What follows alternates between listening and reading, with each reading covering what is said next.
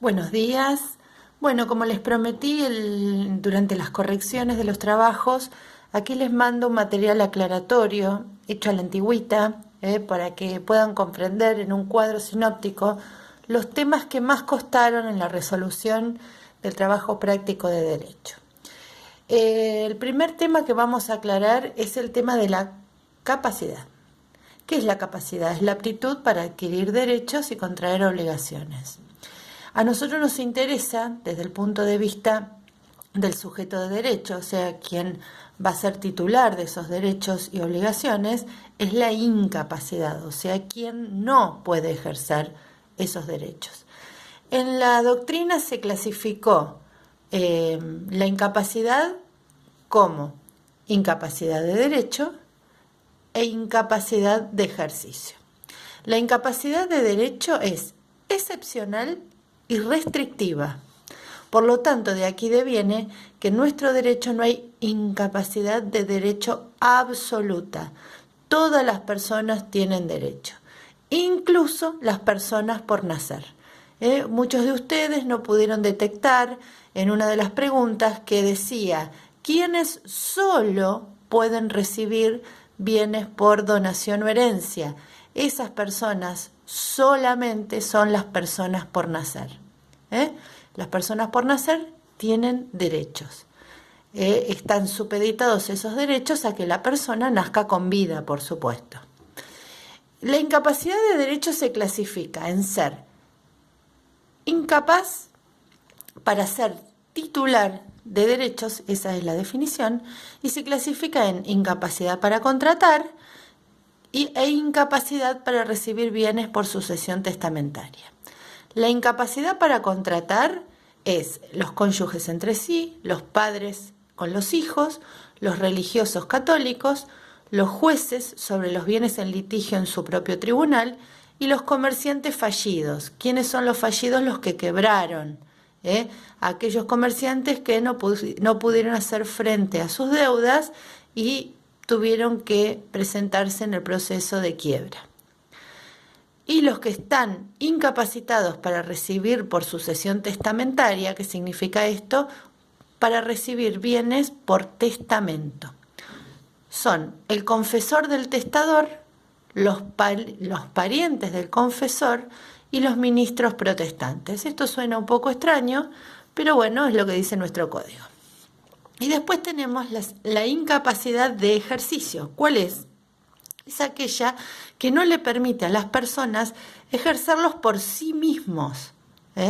Y aquellas son las personas por nacer, las personas que no cuentan con la edad o la madurez suficiente y el declarado incapaz por sentencia judicial.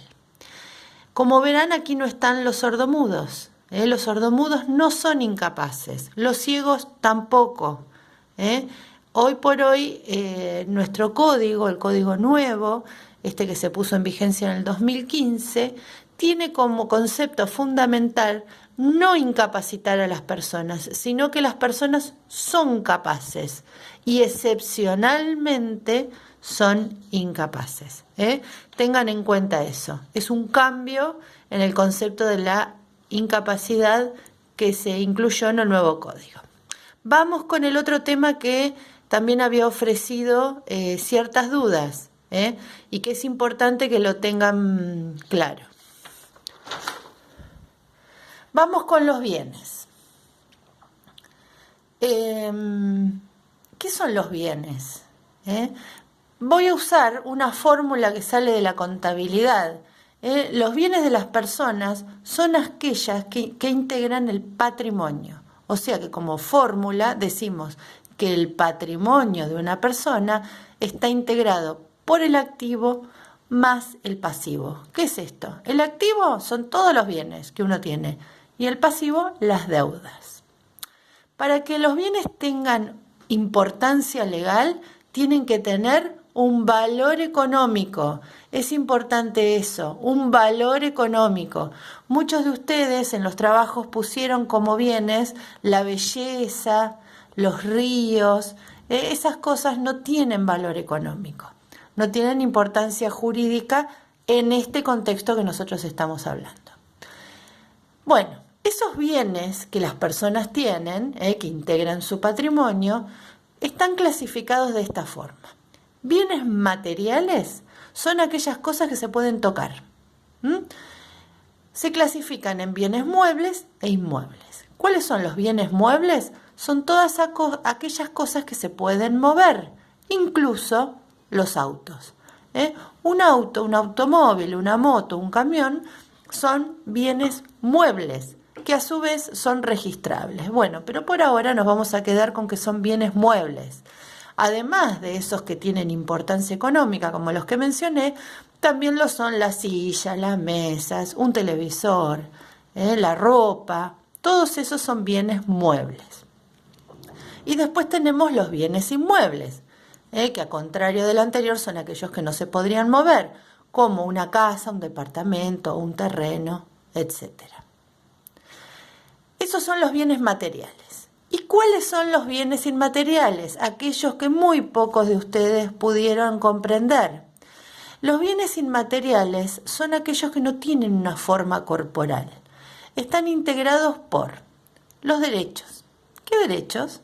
El derecho de autor tiene valor económico, el derecho de un compositor, que también tiene valor económico, o de un escritor, que puede haber escrito un libro, una marca importante, tiene un valor económico, una patente de invención, los derechos reales son, por ejemplo, el derecho de propiedad. Los créditos son bienes inmateriales. Y otra cosa para aclarar que surgió del trabajo práctico es la clasificación de persona. No tuvieron tanta dificultad, pero quiero aclarar algunas cuestiones. Nosotros cuando hablamos de persona como sujeto de derecho, ¿no es cierto? Que va a ser aquella que va a ser titular de derechos y obligaciones.